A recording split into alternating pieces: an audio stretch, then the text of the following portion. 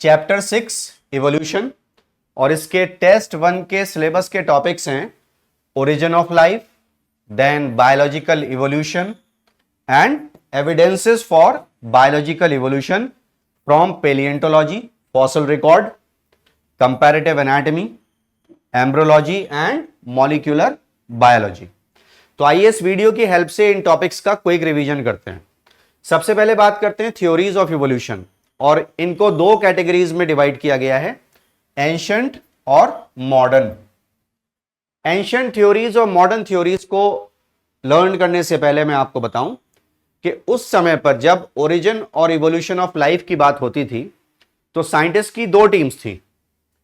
एक team support करती थी ए बायोजेनेसिस को, कि नॉन लिविंग से लिविंग आए हैं, ठीक है, और दूसरी टीम सपोर्ट करती थी बायोजेनेसिस को, कि लिविंग से लिविंग आए हैं। तो जब ए बायोजेनेसिस की बात होती थी तो इनसे पूछा जाता था कि आज ऐसा क्यों नहीं होता, और जब बायोजेनेसिस की बात होती थी तो इनसे पूछा जाता था कि फर्स्ट लिविंग कहां से आया, ठीक है। तो ये थ्योरीज अपनी अपनी जगह पर प्रेजेंटेड हैं और आप यहां पर देख रहे हैं। सबसे पहले आती है थ्योरी ऑफ स्पेशल क्रिएशन।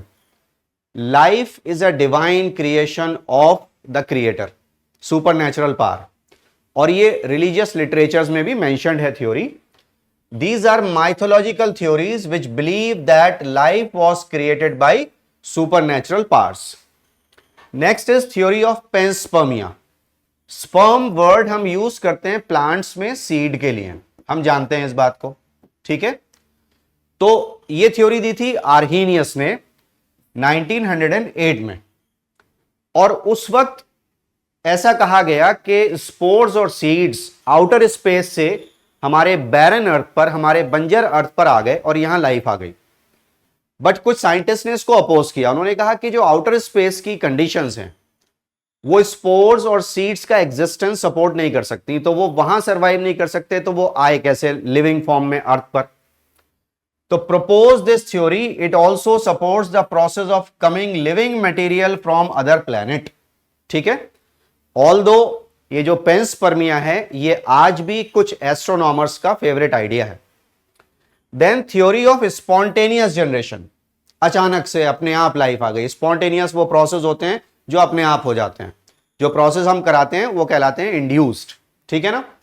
तो ये बायोजेनेसिस को सपोर्ट कर रही थी थ्योरी। यहां देखिए, life originated spontaneously from non living decaying and rotting matter. ये थ्योरी सपोर्ट कर रही थी ए बायोजेनेसिस को, लाइक स्ट्रॉ एंड मड। तो इस थ्योरी को once and for all Louis Pasteur ने अपने केयरफुल एक्सपेरिमेंटेशन के थ्रू डिस्कार्ड किया कि स्पॉन्टेनियस जनरेशन नहीं होता, और उस एक्सपेरिमेंट का नेम है swan necked flask experiment. Theory of biogenesis, Louis Pasteur ने सपोर्ट किया बायोजेनेसिस को। Life came from pre existing life.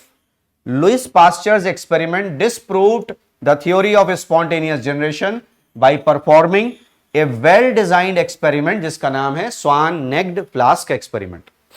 तो ये सब चीजें चलती रहती थी, बट स्पेशली अब जब हम मॉडर्न थ्योरी में आए तो यहां पर दो नाम बहुत इंपॉर्टेंट हैं, Oparin from Russia and Haldane from England, right. इन्होंने क्या कहा, abiogenesis first and biogenesis ever since, ठीक है। अब इनसे सारे क्वेश्चंस जो पूछे गए उसके आंसर्स इन्होंने दिए। इन्होंने बताया कि जो प्री बायोटिक अर्थ था, लाइफ के आने से पहले का अर्थ, उसकी जो कंडीशंस थी, high temperature, volcanic storms, reducing atmosphere, आज ऑक्सीडाइजिंग है, इसलिए आज ऐसा नहीं होता, ठीक है। तो फर्स्ट लिविंग आया नॉन लिविंग से, और क्या बताया इन्होंने, it is the theory of chemical origin of life. पहले केमिकल इवोल्यूशन हुआ, ऑर्गेनिक इवोल्यूशन हुआ, बायोमोलिक्यूल्स बने, और फिर सेलुलर इवोल्यूशन हुआ, सेल का फॉर्मेशन हुआ। Propose that first form of life could have come from pre-existing non-living organic molecule, और इसी कॉन्सेप्ट को कहा जाता है ओपेरिन एंड हेल्डेन्स हाइपोथेसिस, जिसको एक्सपेरिमेंटली यूरे और मिलर ने प्रूव करके दिखाया।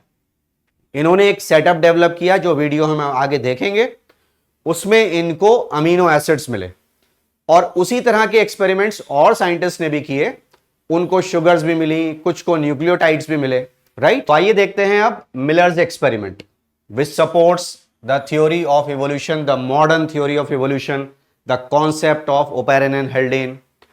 तो मिलर ने जो एक्सपेरिमेंटल सेटअप डेवलप किया, इन्होंने एक 5 लीटर का फ्लास्क लिया, ये 5 लीटर का फ्लास्क है, और इसमें 2 टंगस्टन की इलेक्ट्रोड्स लगाई। ये इलेक्ट्रोड्स टंगस्टन की थी और इनको इलेक्ट्रिक सप्लाई से कनेक्ट किया। इस 5 लीटर फ्लास्क में इन्होंने वही सारी चीजें ली जो ओपेरन और हेल्डेन के हाइपोथेसिस में मेंशन है कि वो प्रीबायोटिक अर्थ पर प्रेजेंट थी, methane, ammonia, water and hydrogen.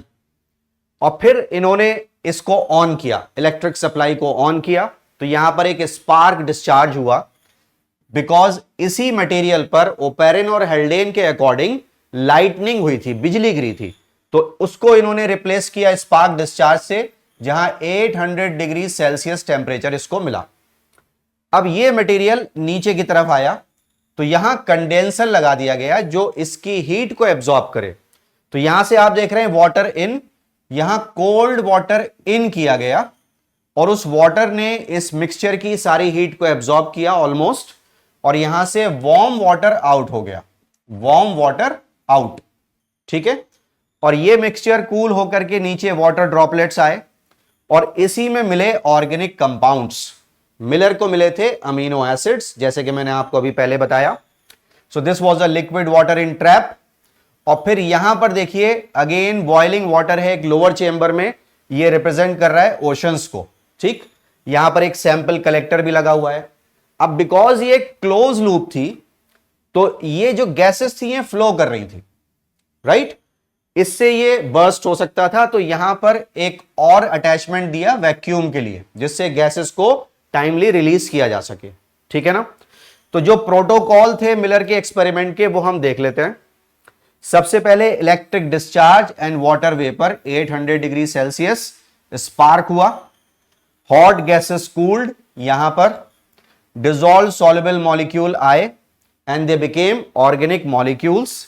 और फिर एक्चुअली ये सारा का सारा जो सेटअप था वो आर्टिफिशियल एटमॉस्फेयर जो प्रीबायोटिक अर्थ पे था, उसी को डेवलप किया गया लैब में। आइए मूव करते हैं ओरिजिन ऑफ लाइफ की तरफ, ठीक है। Universe is very very old, और हम ये जानते हैं कि यूनिवर्स से छोटा होता है गैलेक्सी, और गैलेक्सी से छोटा होता है सोलर सिस्टम, ठीक है। हमारी गैलेक्सी का नाम है मिल्की वे, आकाश गंगा इन हिंदी।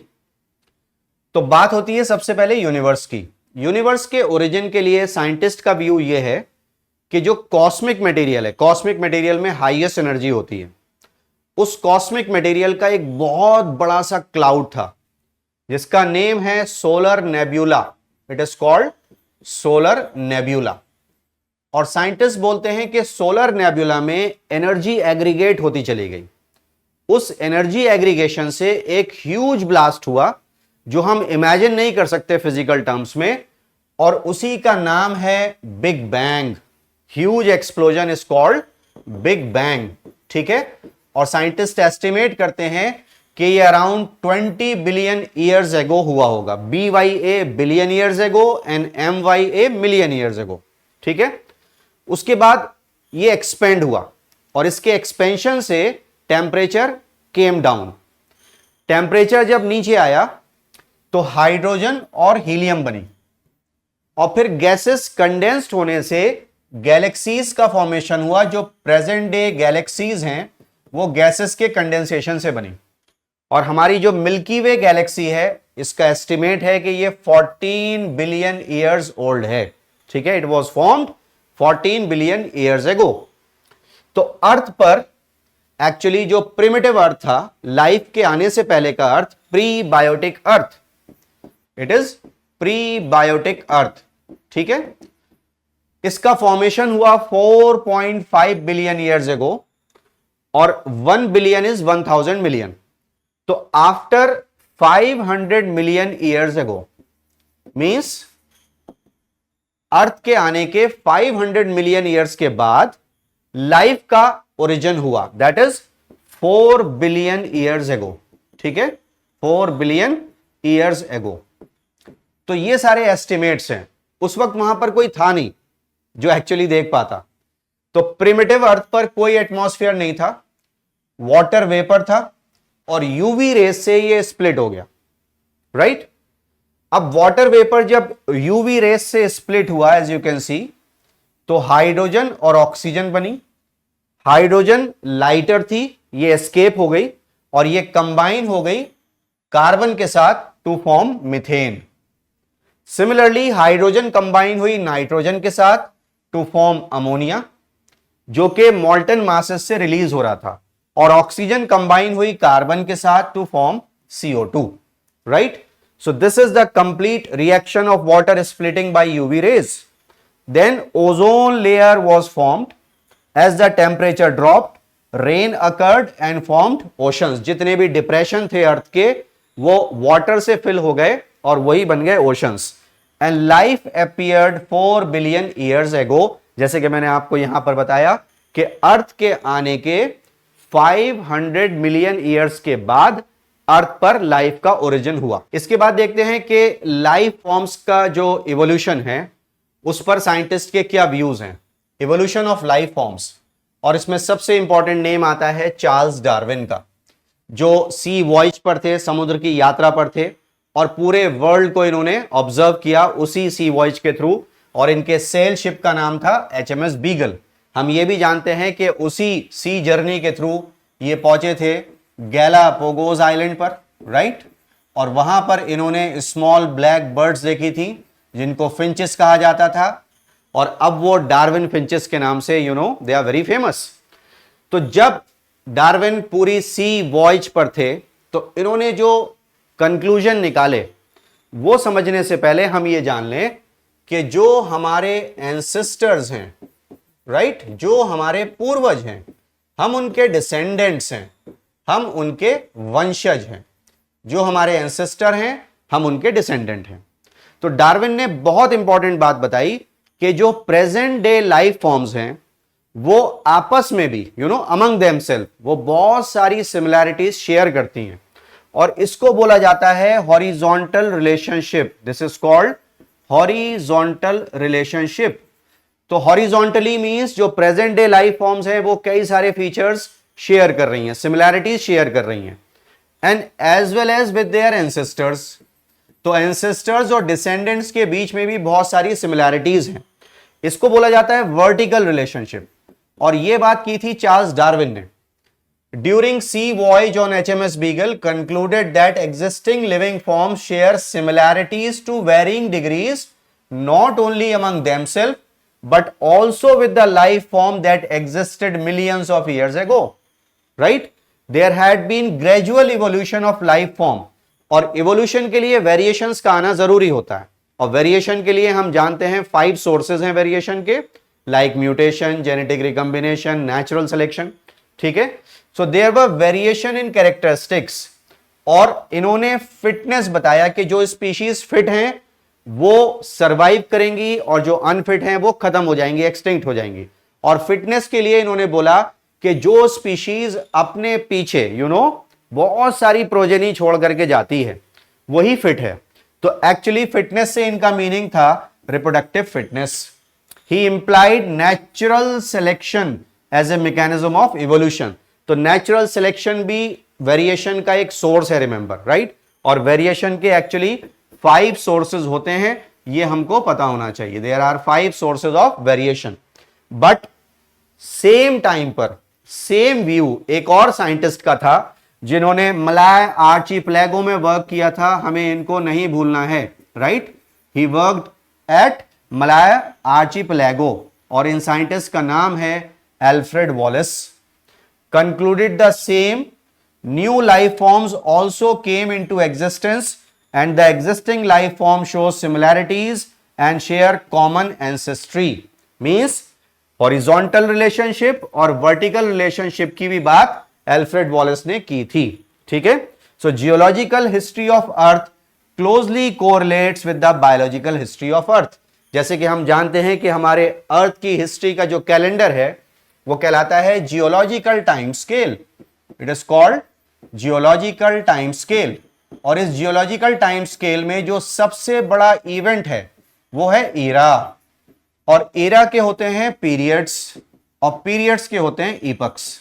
ठीक है, this we should remember. So this is the view of Darwin as well as Alfred Wallace. और जब दो बड़े साइंटिस्ट, नेचुरलिस्ट एक्चुअली एक जैसी बात करते हैं तो यहां पर हमको सपोर्टिव थिंग्स दिखाई देती हैं। अब मूव करते हैं एविडेंसेस ऑफ इवोल्यूशन की तरफ। और सबसे पहला जो एविडेंस है वो आता है पेलियंटोलॉजी से, paleontological evidence. Paleontology is the study of fossils. तो जिस तरह से रॉक्स का फॉर्मेशन हुआ और वो सेडिमेंट होते चले गए अर्थ क्रस्ट में, तो जब पेलियंटोलॉजिस्ट अर्थ क्रस्ट को ऑब्जर्व करते हैं तो वो देखते हैं कि ये पर्टिकुलर रॉक सेडिमेंट किस टाइम पीरियड का है। ठीक है, तो जो रॉक का अरेंजमेंट है उससे टाइम पीरियड का पता लगाया जाता है कि ये किस जियोलॉजिकल टाइम स्केल के, किस ईरा के, किस पीरियड के, किस ईपक का पार्ट है। एंड एज वी नो कि जो फॉसिल्स होते हैं these are the dead remains of harder parts of organism, और एनिमल्स की बॉडी में हार्डर पार्ट ज्यादा हैं, लाइक हेयर, हॉर्न, सींग, हूफ जो खुर होते हैं, नेल्स, टीथ, बोन। तो एनिमल्स के फॉसिल्स भी ज्यादा मिले हैं, राइट। तो ये जो टेक्निक है जिससे age of the fossil calculate की जाती है, दिस इज कार्बन डेटिंग। यहां पर रेडियो एक्टिव कार्बन यूज होता है C14, ठीक है, और इसका जो कंटेंट है वो 50% है देन द लिविंग मैटर, जिससे कि फॉसिल की स्टडी हो, बिकॉज इसकी हाफ लाइफ बहुत ज्यादा है। Next is embryological evidence. तो एम्ब्रोलॉजी से किस तरह से एविडेंस आई? एक लॉ है जिसको कहा जाता है biogenetic law. It is called biogenetic law, और यह दिया था अर्न्स्ट हैकेल ने। ठीक है, अर्न्स्ट हैकेल ने, और इसको रिकैपिचुलेशन थ्योरी भी कहा जाता है। लॉ है ऑन्टोजेनी रिकैपिचुलेट्स फाइलोजेनी। फाइलोजेनी है एंसेस्ट्रल हिस्ट्री और ऑन्टोजेनी है अपकमिंग जनरेशन। तो जो न्यू जनरेशन आएगी वो ओल्डर जनरेशन के फीचर्स का रीकैप दिखाती है, उनके फीचर्स दिखाती है। ठीक, तो ये अर्न्स्ट हैकेल ने बायोजेनेटिक लॉ की फॉर्म में दिया। It is also called recapitulation theory. Alright, recapitulation theory. इन्होंने अर्ली एम्ब्रियोस कंपेयर किए कुछ वर्टिब्रेट्स के, डिफरेंट वर्टिब्रेट्स के, लाइक फिश, रेप्टाइल, बर्ड और ह्यूमन। और इन्होंने देखा कि अगर हम अर्ली एम्ब्रियोस को कंपेयर करते हैं तो फिश, रेप्टाइल, बर्ड और ह्यूमन के अर्ली एम्ब्रियोस में कॉमन फीचर्स हैं, जैसे कि टेल सब में है, एज यू कैन सी, सब में गिल स्लिट्स हैं अर्ली स्टेज में। तो ये शो करता है common ancestry. All life forms share similarities to varying degrees among themself as well as with the ancestor, और यही हमको एविडेंस में दिखाना होता है।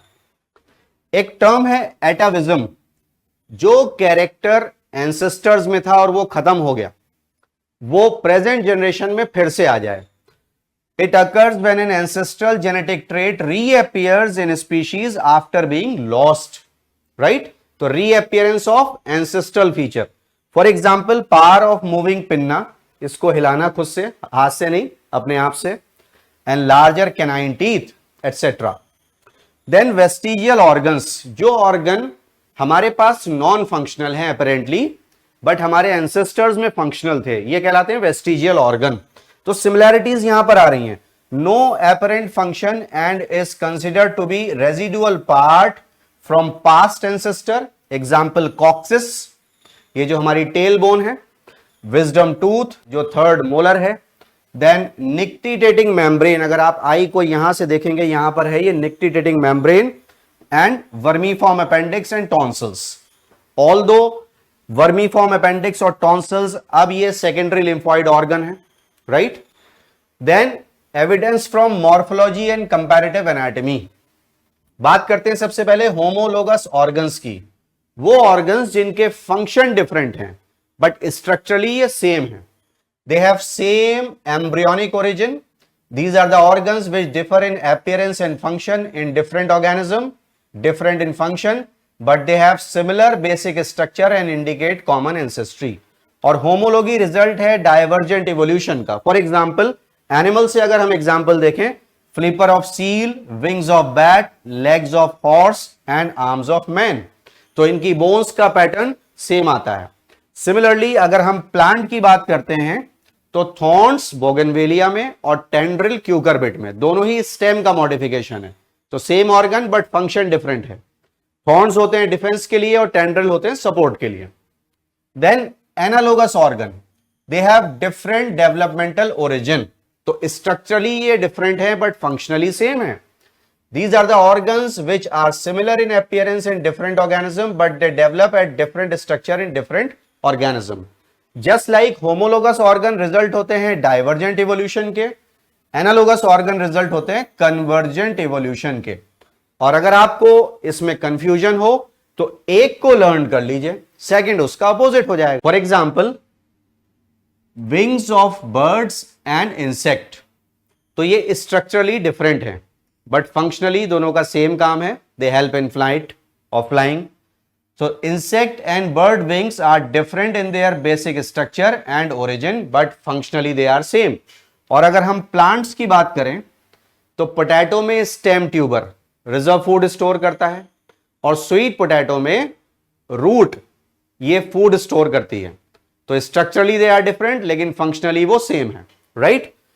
तो इस वीडियो की हेल्प से इस टेस्ट के टॉपिक्स का आप अच्छे से क्विक रिवीजन करिए। All the best to you and thank you.